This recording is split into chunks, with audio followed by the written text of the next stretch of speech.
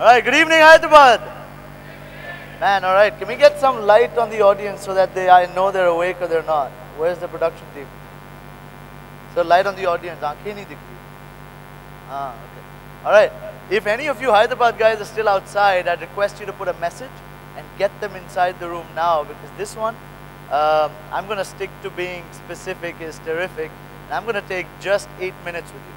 Okay, and Bharat Bhai, this one's and this one is just for Hyderabad, and Bharat Bhai, this one especially something that I felt while I was sitting there that I needed to share for the stuff that you've accomplished in the past year and in the past 2 days. Okay? So for all of you, while I was sitting there writing down what I wanted to say to you, I don't know why I bother writing it down, because I always forget. And I decided that there wasn't much that I could share with you in 8 minutes, except for 2 stories which mean a lot to me, which I think you will also take away from. And at the end of it, I'm going to exemplify why these stories are important for Hyderabad as a region and for all of us as BNI India. Has everyone heard of a man named Al Capone? Has anyone heard of a man named Al Capone? Can I see a show of hands, please? Okay, so the rest of you have not heard of Al Capone. Can you put your hand up? Okay, not heard of Al Capone. Okay, let me share with you. So, Al Capone was in the Prohibition era in the 60s in America. He was the mafioso of mafiosos. This was the man that, he was the biggest gangster that existed in the world, and he was known to be in power for the longest amount of time. Right? Al Capone was on the east coast of America in a city known as Chicago, and he was in charge of the racketeering, the drugs, the money laundering, the casinos, the gambling. All of it was taken care of by this man named Al Capone. Al Capone was also the biggest mafia don at that time, who was responsible for selling alcohol in a prohibited area, which was the east coast of America. Right? Now, Al Capone was known to be in power for this long, and it is said that he was kept in power for this long because of a man that Chicago knew by the name of Easy Eddie. Okay?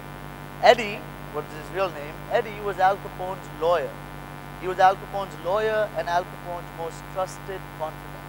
Right? Easy Eddie, as Chicago called him, was not just Al Capone's lawyer, he was also Al Capone's most trusted friend. This was the man that knew everything about Al Capone. He had the black book. He knew the names of the people in the government. He knew who was corrupt, who wasn't. He knew where the money was. He knew where the money was to go. He knew everything, right?